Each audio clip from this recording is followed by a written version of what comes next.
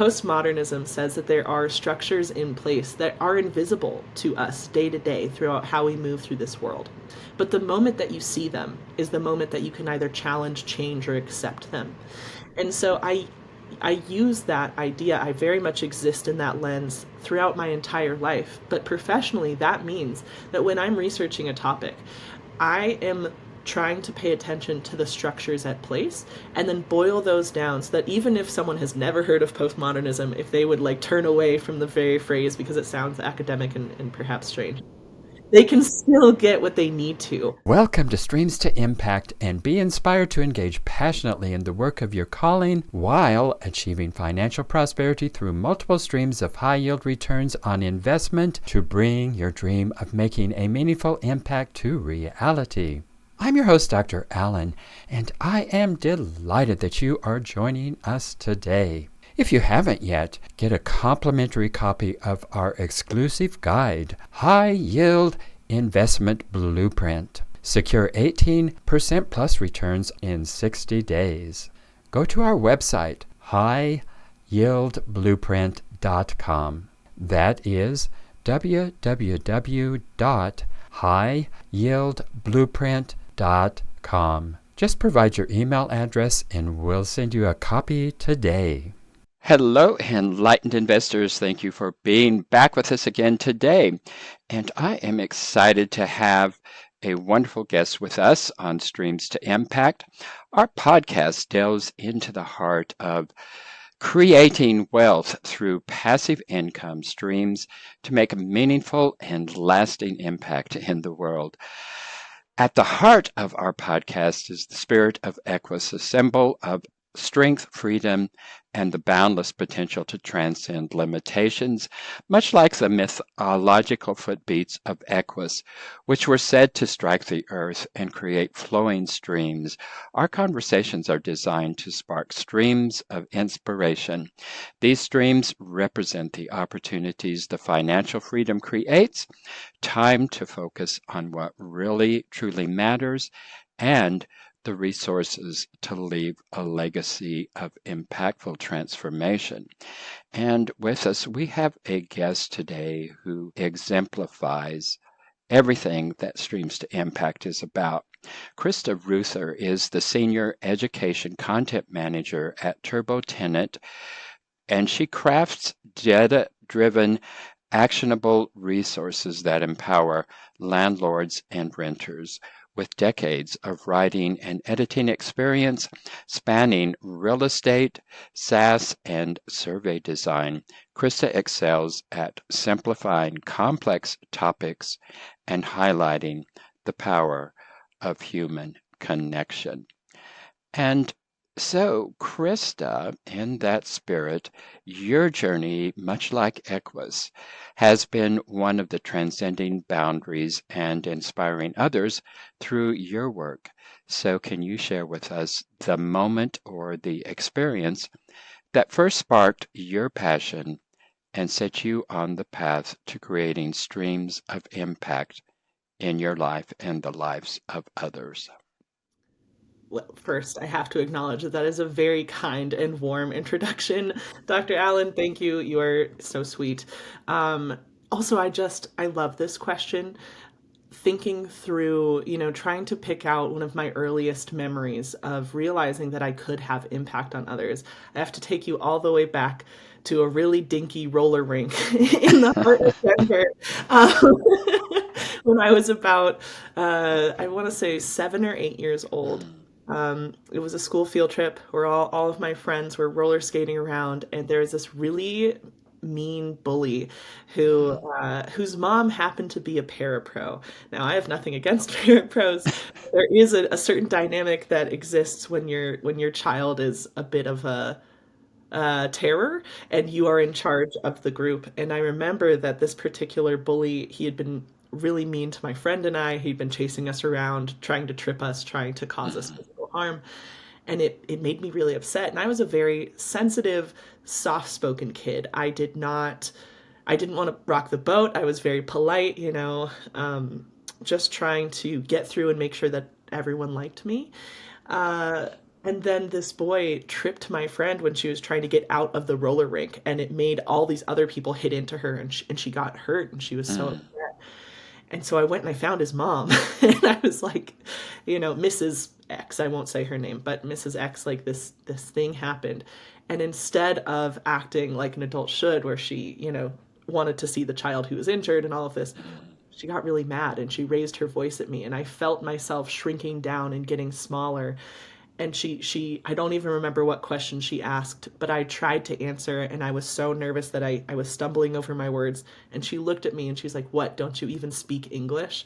And I remember in that moment something switched inside of me. It was like a flip was just turned on, and I looked up at her, still crying, still choking a little bit on my words, and just saying, "That is not very nice, and you should not say that to people." Mm. Um, and I flagged down a different parapro, and I got her to help my friend. But that moment of having an adult and authority figure talk down to me when I was trying Mm. to help someone else made me realize the importance of speaking up and of being very true to my morals, my values, and letting that shine a path. Now, there was no grand ending to that story, no climax that is thrilling that I can share with you, other than, my friend was fine at the end of the day, and I got a little bit of ice cream on the way home from my mom, who was really proud that I felt emboldened to stand up for someone else. Mm. But that muscle memory, that knee jerk reaction of saying, "No, I see what you're doing to these other people, and I don't have to be party to it. In fact, I can say something about it," has impacted my entire life since, Yeah. and the lives of others, hopefully in a positive way. Well, I would disagree that that wasn't an earth-shattering moment. Obviously, it was. It could have turned out the very opposite of that, because adults talking down to children, um, more frequently than not, is going to place shame upon that child. And that child is, rather than being emboldened to speak out more, is going to, because of that shaming experience, is going to go into a shell. Mm. Uh, and so that was a meaningful moment and a powerful, powerful moment for you, obviously, or it wouldn't have come to mind for you to share that with us today. So I'd like to expand on that a bit more now that you have had some time to reflect upon that, and uh, and reflect upon that as a positive moment and a transformational moment in your life. Expand on that a bit more, and it wasn't. I mean, thank goodness you had a mother uh, who helped you to realize that you were not the one in the wrong here, and that there was something to be proud of. But talk to us about your life after that and the trajectory that helped you to come to where you are today. Absolutely. I think that it was really one of my first glimpses into a core value, something that had been instilled in me and fostered, and continues to be a guiding light throughout my life. I have, I will say, in the years since, there was a lot of turmoil in my young personal life, right? From Mm. not to get too heavy on your podcast, but from being the victim of childhood assault to, my parents divorcing, to trying to figure out where my place was in a world that's Mm. be ever shifting underneath my feet. But having this innate drive to protect others, to make sure that I could help others, and really leaning into the idea of being a helper. There's a really good Mr. Rogers quote that says, when you're in an emergency, look for the helpers. And I wanted to be that person. And so with every action that I took cognitively, I would try and put that toward the front of everything. And it led me to create a suicide prevention blog when I was like 18, 19 years old, that I ran completely without any training. I do not recommend people do that. It was it was a massive undertaking, and I was really trying to fuel this piece of myself that found self-worth in taking care of and protecting others.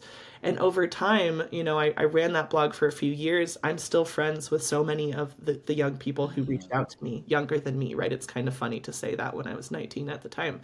But one such gal, she actually, her kid just turned 7.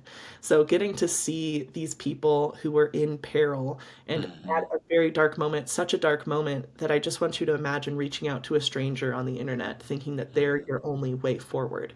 To now, people are thriving. People are living, they're creating families, they have really beautiful lives that they crafted. It's not because of me. I was just a jumping off point, but getting to serve that purpose has underscored how I like to move through life. And I really look for those opportunities. And some of them are so small. Some of them are just noticing when people do something well and being the Mhm. first person to celebrate it.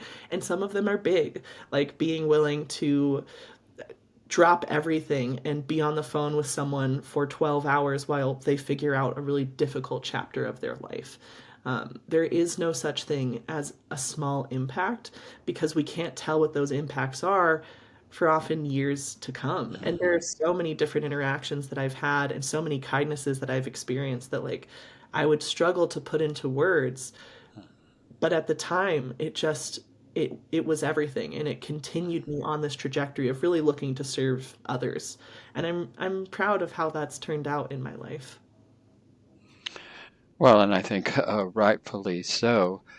I'm wondering, you have found writing to be uh, that avenue of empowerment for you and yourself, and at 18 years old, without any suicide prevention training or any training in terms of running a blog, you open up this blog for suicide prevention. I mean, I think that's amazing for an 18-year-old to be doing anything with that magnitude. So tell us how, obviously, writing has been a theme. Did you connect writing to that initial experience that you shared with us? And if you did, was it just in a personal diary, or was there really any connection to writing at that moment?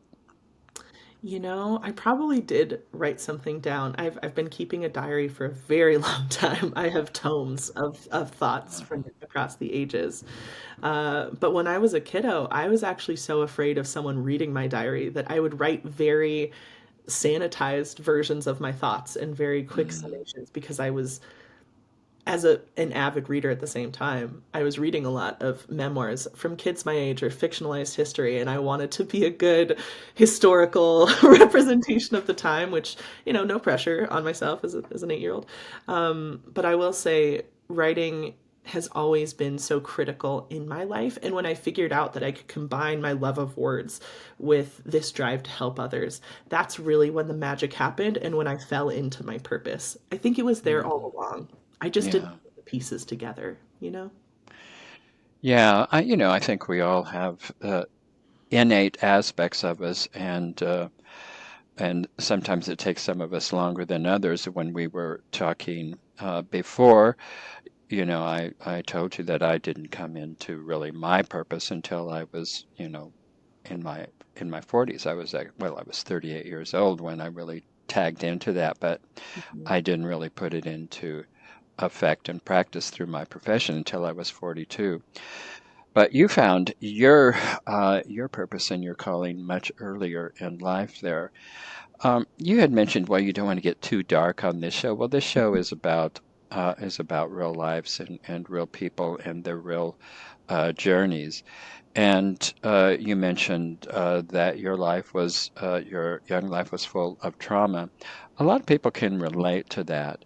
And so tell us, not, you don't need to go into anything you don't want to go into here, but what was it that led you at 18 years old to establish a suicide prevention blog? There are really two major components. The first of which actually ties back to writing really beautifully. So when I had been assaulted at around 8 years old, I very much buried the memory fast. I didn't think about it. I just developed a whole bunch of chronic conditions, pain, things Hmm. of that nature. Then I was in a theater class in high school, and we had an exercise where we were to write monologues. We were going to perform these monologues in front of the whole school, in front of everyone. And I sat down to write, and the experience of the childhood assault came through in force Mm, to the degree that I'm writing and I'm crying and I'm so confused by everything because I hadn't thought of it for at that point, 9 to 10 years. And I remember finishing up that monologue and running straight into my theater teacher's office and just being like, I don't understand what I did, but it's mm, here and I need to share this. And I ended mhm, up performing that monologue in front of probably around 300 people over the course of a couple nights of this original production, including my parents. And that was the first time that my parents knew about this situation. mm, And so it was a very eye-opening experience. I started talking more about mental health. In my AP English class, I had a whole presentation on suicidal ideation because now that I had to contend with this memory and some of the other things that had been buried alongside it, I was having all of these big, intense feelings. But at school, I was known as like this smiley, like warm person. mm, So I mhm, remember, one of my opening lines in this speech is that I bet you as my peers would never have guessed that this whole story is about me. Like this is all of the things that I'm presenting to you today are things that I've experienced.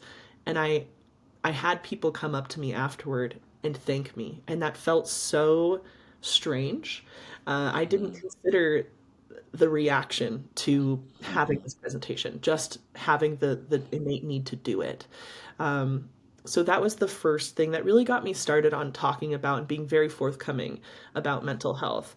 And the second thing are actually just some other family struggles. I had a family member who's very close to me who was struggling with suicide attempts at that time. And so when he was going in and out of the hospital, I had all of this energy and all of this desire to save him. And when I had reached the limit of what I could do for him, I said, "Fine, then I'll save everyone." And I opened up the doors and I said, "Come here. If you reach out to mm, me, no matter where you are in the world, no matter how late it is for me, I will stay up with you."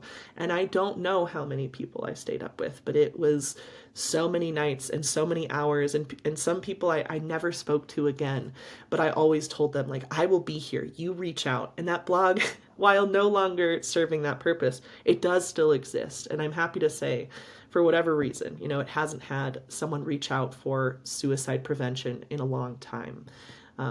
But if they did, I still would, knowing yeah, the cost, knowing the toll, that matters less to me than having someone who's brave enough to say, "Hey, I need help in this moment."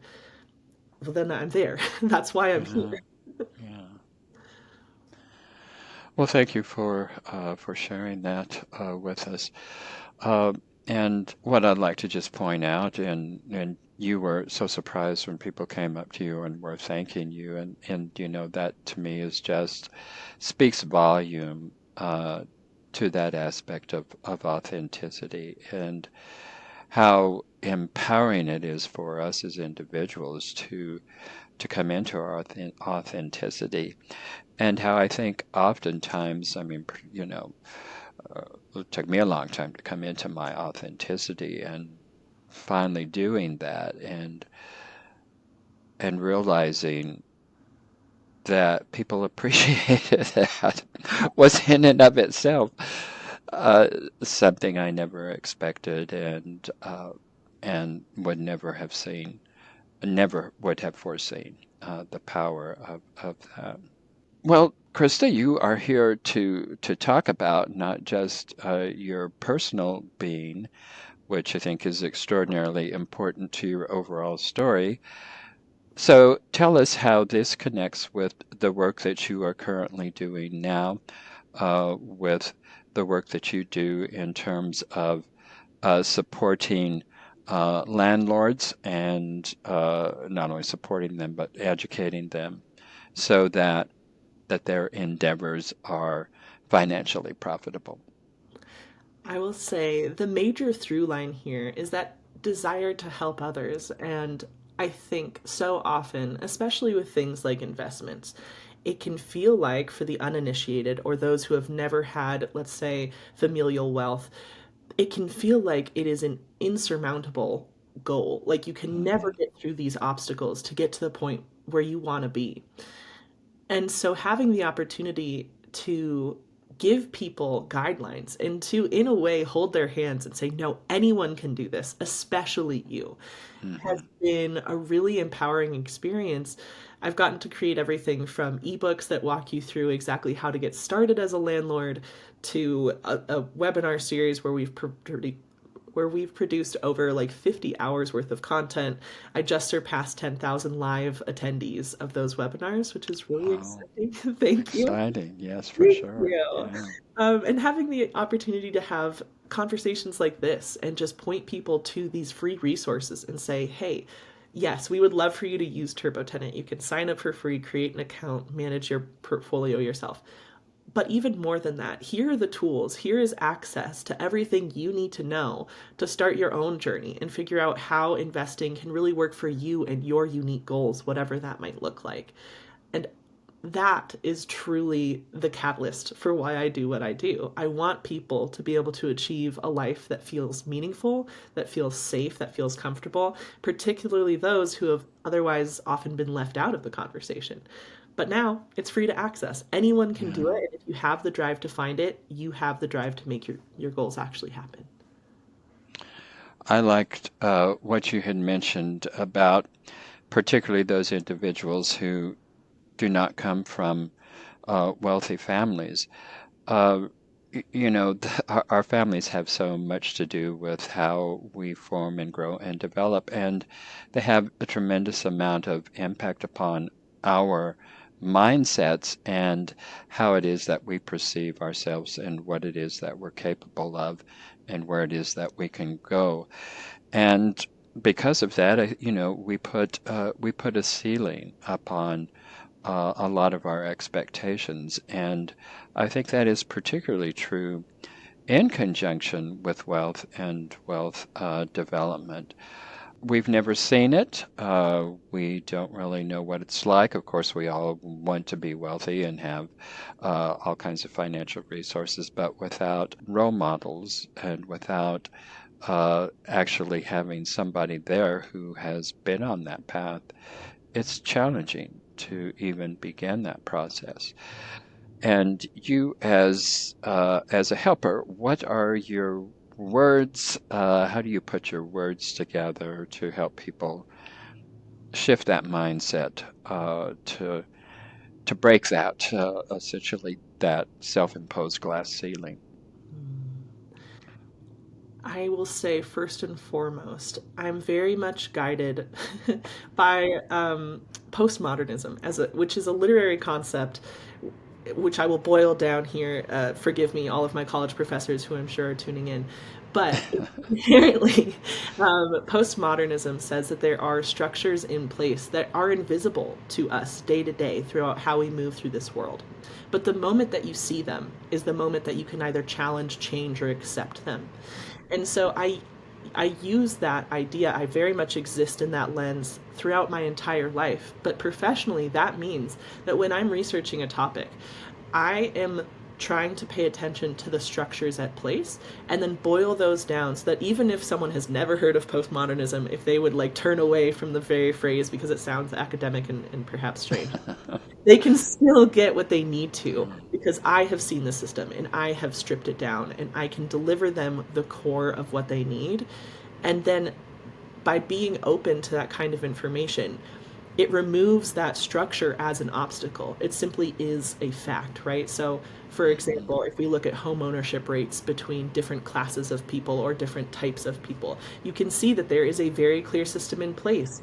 But once you understand, okay, yes, that is the system as it is, but that's not how it has to be, and these are the tools I can use so I can get my first property, then you've acknowledged the structure, but you're moving beyond it. You're not letting what has always been stop you. So that ceiling no longer becomes a cage.